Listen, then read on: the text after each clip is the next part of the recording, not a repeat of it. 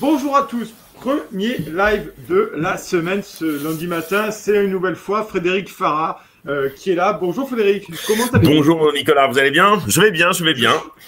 Moi je suis en pleine forme, on commence la semaine pour faire vivre la démocratie, le pluralisme des voix, vous connaissez ça en permanence. Ce matin, vous allez nous démontrer, vous allez nous montrer les secrets inavouables des billets 1 euro. Vous m'avez fait tout un cours vendredi soir après notre émission et j'ai trouvé ça stupéfiant et je vous ai proposé bien entendu de voir un peu, d'essayer d'aller voir ce qui se passe sur les billets 1 euro, sur le billet en lui-même bien entendu, et ensuite vous nous ferez bien entendu les inégalités tues, coronavirus, territoire et classe sociale selon un rapport qui vient de paraître. Donc à vous l'honneur pour nous démontrer, pour nous montrer ce qu'il y a sur la surface et sur le graphisme du billet 1 euro. Cher Frédéric, c'est à vous. Eh bien, j'étais ravi l'autre jour après effectivement notre revue de presse et nos débats du vendredi, eh bien, nous avons continué la discussion et je vous ai évoqué ça. Eh bien, voilà. Alors, j'ai apporté avec moi, évidemment, un billet de 10 euros, je veux dire, et on peut faire la même chose avec un billet de 20, on peut faire la même chose avec un billet de 50, et ainsi de suite. Hein, la chose. Alors, en fait, ces billets d'euros, eh bien, ont une histoire et contiennent 3 petites questions qui attendent désespérément des réponses et qui ne sont toujours pas arrivées. Alors, c'est quoi ces 3 questions? Eh bien, l'Europe, c'est quelle unité? L'Europe, c'est quelle frontière? Et l'Europe, c'est quelle légitimité? Alors, lançons-nous dans ce biais qui dit tant de choses. Et j'estime, moi, quand je fais des conférences, des interventions sur l'Europe et sur l'euro, j'aime beaucoup passer par là parce que c'est du concret, c'est des choses qu'on a dans la poche et nous rappelle que la monnaie, c'est pas juste un instrument. La monnaie, c'est pas juste un moyen pour acheter des biens, c'est pas juste quelque chose qui circule dans un espace, c'est une histoire, c'est un symbole et c'est une manifestation de la souveraineté. Donc, regardons ensemble. Donc, tout d'abord, quelle unité? Vous vous souvenez, pour ceux qui ont connu ça, alors pour les plus jeunes qui sont des bébés euros, c'est-à-dire ceux qui sont nés à partir de 2002 et qui n'ont vu que les euros dans la poche, ne se souviennent pas des francs, mais je suis sûr que parmi ceux qui nous regardent aujourd'hui et ceux qui nous écoutent, ils ont connu les francs. Et donc sur les francs, il y avait autrefois des têtes, alors qui rappelaient notre histoire nationale, parfois des hommes politiques, parfois des écrivains, des musiciens. On se souvient tous de Pascal, hein, et même dans le langage populaire, on disait est-ce que tu as un Pascal? Ça veut dire est-ce que tu as 500 francs? Il y avait Debussy, il y avait Saint-Exupéry, et ainsi de suite. Bon.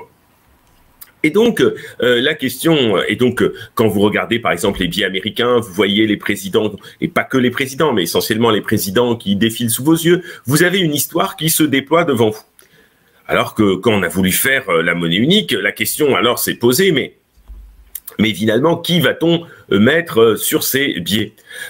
Donc, on aurait pu penser au départ que les fameux pères de l'Europe, hein, vous savez, comme on dit, des pères de l'Église, il y a pères de l'Europe, hein, eh bien, Monnet, Spaak, Gasperi, Schuman, etc. Mais finalement, ça n'a pas été retenu. Car on a jugé qu'ils étaient trop attachés à leur histoire nationale. Et puis bon, vous comprenez bien que si les Allemands nous avaient fichu Bismarck sur nos billets, on aurait fait un peu la gueule, et que si nous on leur avait mis évidemment Napoléon, je ne suis pas sûr non plus qu'ils auraient été très heureux. Donc, on s'est dit, que va-t-on mettre sur ces billets? Donc, alors ça pose la question de l'unité, parce que qu'est-ce qu'on a suffisamment en commun?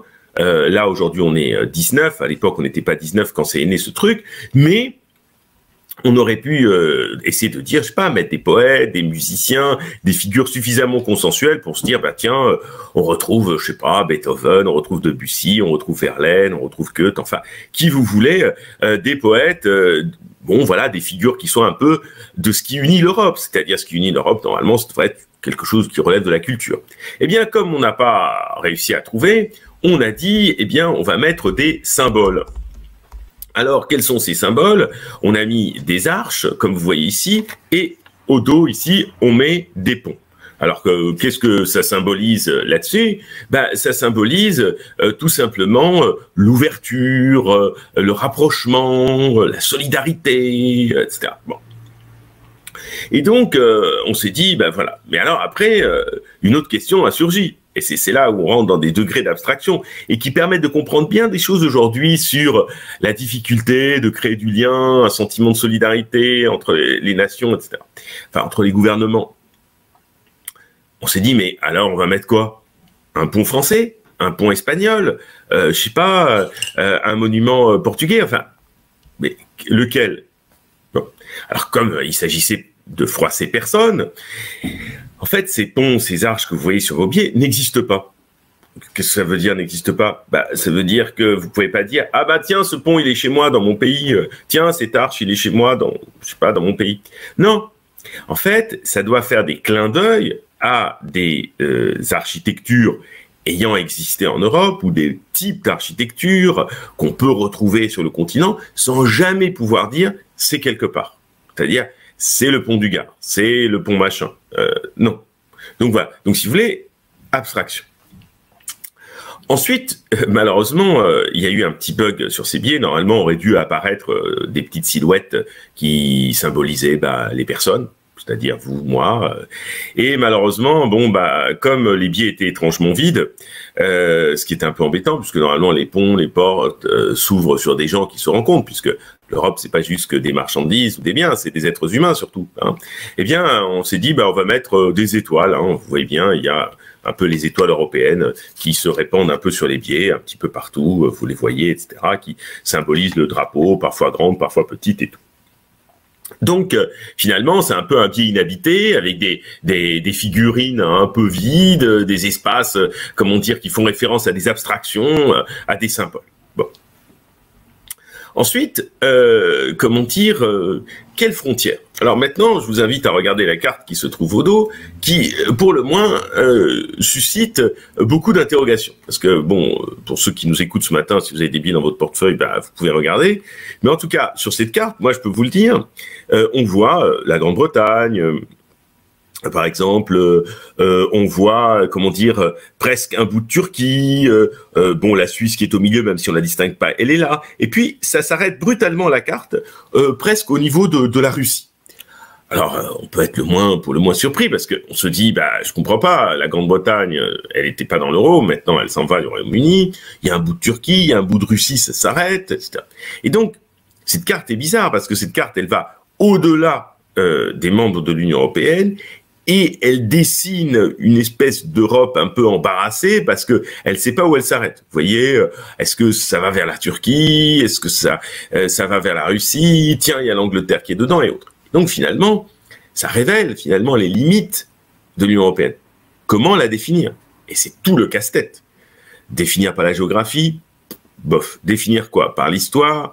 Définir par quoi? Donc on voit bien où s'arrête l'Union européenne. Et donc on voit bien que cette carte, comment dire, elle ne nous dit rien sur cet ensemble, puisque finalement, elle comprend des pays et tout. Donc finalement, alors, l'euro, c'est l'Europe c'est l'euro, enfin, on ne sait pas. Confusion. Ensuite, de cela, si on continue dans ma troisième question, c'est quelle légitimité? Alors et il y aura ensuite après d'autres petites choses croustillante, si je puis dire, dans ces biais, parce que je me suis intéressé à ça, évidemment, puisque les questions européennes me passionnent, d'où vient ce biais, et puis après on parlera de son nom, et on parlera de la taille des biais, et on parlera des valeurs faciales sur les biais, etc. Bon. Et on reviendra un petit peu pour le fond. Bon. Alors, quelle légitimité? Alors, vous savez que l'Union européenne s'est construite sur une triple légitimité, sans choisir une seule. Alors, une légitimité qu'elle veut fédérale, puisque la Commission européenne, c'est ça dans ses attributions, c'est de défendre l'intérêt général de l'Union. Elle s'est construite, soi-disant, sur une légitimité populaire, sur ce fameux Parlement européen dont on pourrait tant dire, parce que je ne sais pas s'il est vraiment populaire et si vraiment il repose sur un peuple. À titre personnel, je n'y crois pas, mais on va dire que dans la logique européenne, le Parlement symbolise le populaire et le Conseil symbolise le gouvernemental. Donc, trois légitimités sans jamais choisir laquelle des trois devait vraiment l'emporter. Et dans nos vieux biais de francs, c'était marqué toujours en bas ici que celui qui contrefait les biais, autrefois faisait des travaux forcés, 19e, début 20e, ou allait en prison à perpétuité. C'était écrit en bas. Alors, on pourrait dire avec quelle gravité, les travaux forcés, la prison à perpétuité. Pourquoi? Parce que la monnaie, c'est l'expression du souverain. Et seul le souverain, comme on dit, a le droit de battre monnaie, c'est-à-dire qu'il a le droit d'en émettre, a le droit de le diffuser, et personne d'autre. Et que celui qui viole ce droit si important, eh ben, on lui rappelle la réalité et on le fout en cabane. Et donc là, vous voyez, sur ces billets, c'est pas indiqué. Ça veut pas dire qu'on peut faire des faux. Parce que, je veux dire, vous faites des faux billets d'euros, bah, vous voyez ce qui vous arrive, c'est pas forcément super. Donc, on se dit, mais pourquoi c'est pas écrit? Bah, c'est pas écrit parce que, où est le souverain en Europe? Qui est le souverain? C'est-à-dire, qui est détenteur de la souveraineté? D'où tous ces discours vains et creux du gouvernement sur la souveraineté européenne, une espèce de fiction. Mais la souveraineté, elle est en articulation avec un territoire, avec une communauté politique, avec une nation, et le souverain en démocratie, c'est le peuple, c'est-à-dire qu'il n'y a aucune autorité au-dessus de lui. Aucune. Voilà. Donc on se dit qui. Alors donc, on a ramené finalement la monnaie à une seule dimension qui la résume très mal, une dimension instrumentale, c'est-à-dire elle sert à quelque chose. Donc qui on a mis? On a mis la signature du gouverneur. Là, c'est M. Draghi, hier c'était M. Trichet, avant-hier c'était M. Duisenberg, et aujourd'hui c'est Mme Lagarde. Bon. Donc finalement, la monnaie, qui est l'expression de souveraineté, est ramenée juste à une composante, comment dire, qui est celle du gouverneur, comme une espèce d'instrument, alors qu'elle est bien plus que ça. Maintenant, pourquoi ils ont cette taille? Et pourquoi c'est ce nom? Et pourquoi, à une époque, on pouvait monter jusqu'à 500 euros, et il y a plus de 500 euros, comme vous le savez, puisque la monnaie, c'est de la confiance. C'est-à-dire que, comment dire, la valeur de ce papier, c'est 5 à 10 centimes, d'accord? Donc, c'est-à-dire que si je vendais le papier qui faisait des euros, bah, par tête, j'aurais 5 à 10 centimes à peu près. Bon, pas grand-chose. Donc, ce qui fait que c'est 10, c'est parce que moi, je crois que c'est 10, et que quand je le donne à quelqu'un, il y croit autant, et comme d'autres y croient autant, et ben, résultat des courses, ben, cette monnaie circule. Donc, alors, pourquoi cette taille? Et pourquoi on montait jusqu'à 500 euros? Et pourquoi ce nom? Donc, pourquoi cette taille? En fait, en réalité, c'est la taille qu'avaient autrefois les billets de marque. Et progressivement, vous avez remarqué, pour ceux qui sont comme moi, qui ont connu le franc, au fur et à mesure des années 80-90, nos billets se sont réduits de taille. Je ne sais pas si vous vous souvenez du 50 francs avec Saint-Exupéry. Ben, les billets ont connu une réduction de taille. Donc en fait, ils allaient de plus en plus, nos billets de francs, au fur et à mesure qu'on se rapprochait de l'euro, ben, ressemblaient de plus en plus à l'euro. Et la taille de ces billets était plutôt la taille des marques, c'est-à-dire des anciens marques allemands. Donc effectivement, on a reconstitué à travers le billet d'euro ben, une taille de billet qui faisait penser au billet allemand. Donc en gros, c'est un bébé marque où enfin tout le monde le sait, hein, je veux dire tout le monde qui a étudié l'euro le sait très bien que dans son fonctionnement, dans ses principes, dans sa philosophie, dans son organisation, l'euro c'est un marque déguisé. C'est un euro, c'est un marque voilà déguisé.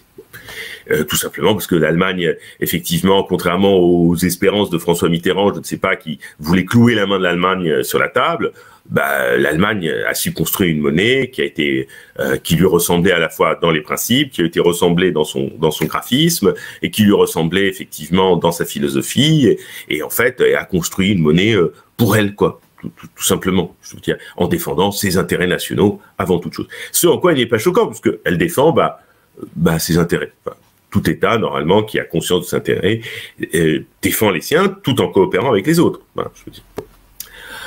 Donc, ça, c'est un élément.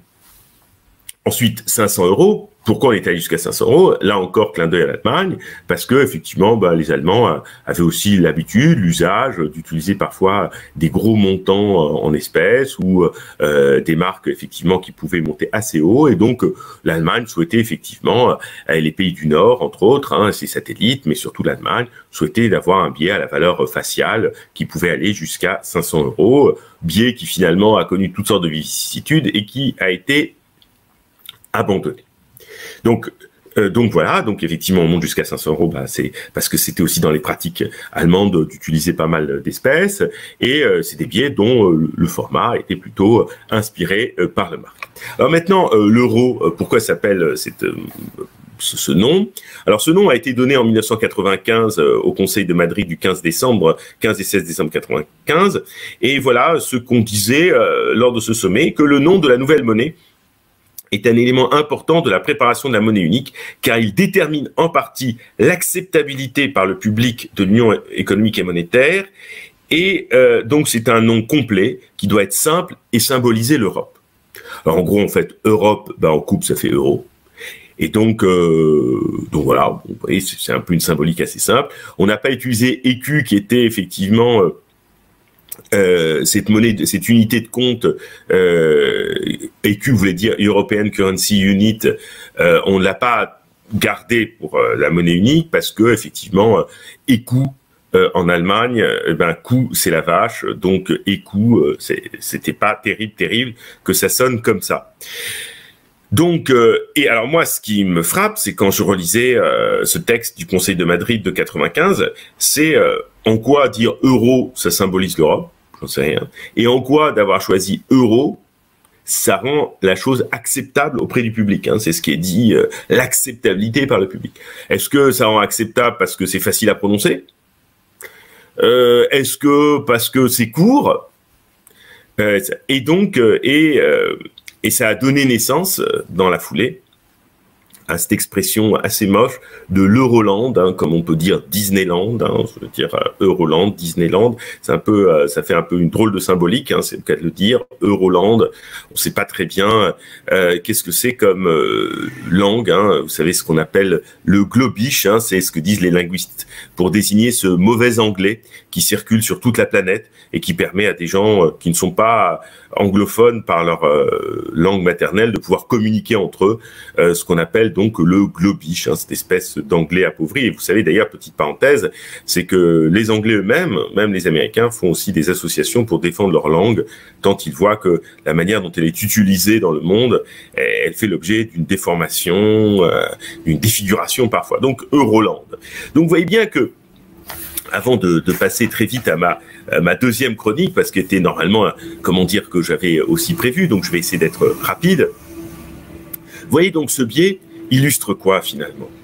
Illustre finalement que l'Europe, lorsqu'il s'agit d'y mettre de la culture, des références fortes, de la poésie, de la littérature, de l'architecture, elle a bien du mal à le faire.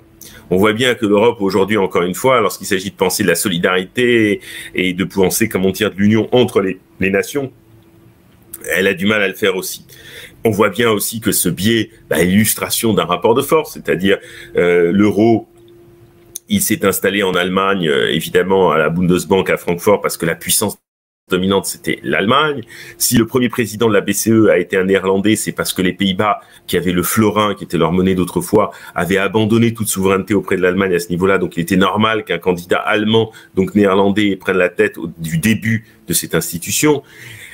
Et on voit bien ces doses d'abstraction. C'est-à-dire que, si vous voulez, il n'y a pas quelque chose qui fait battre les cœurs. C'est quelque chose d'assez vide, d'assez creux, hein, dans cette histoire, et qui révèle à la fois des tas de questions, comme je vous ai dit, l'unité, les frontières, la légitimité, qui ne trouvent toujours pas de réponse, et qui en quelque sorte, cette monnaie, effectivement, par son design, par sa philosophie, effectivement, a été l'expression d'un pouvoir, d'une nation qui effectivement, qui est la puissance économique principale du continent, et qui est l'Allemagne, avec effectivement ce calcul de nos élites qui a été un calcul erroné.